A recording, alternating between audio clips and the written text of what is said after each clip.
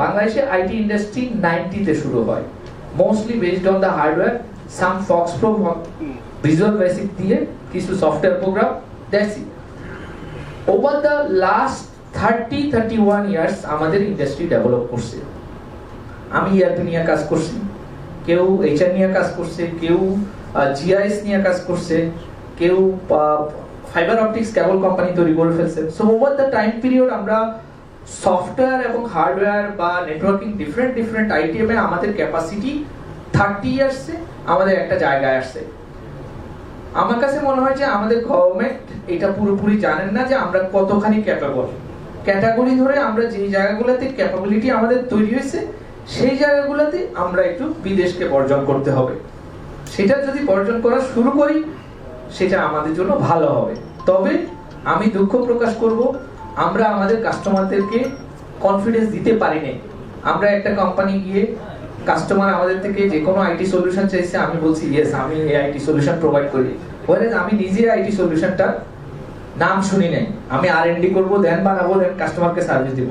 সত্যিকার অর্থে এখনকার যুগে আমরা যদি কাস্টমারকে এভাবে আনসার দিই হবে না।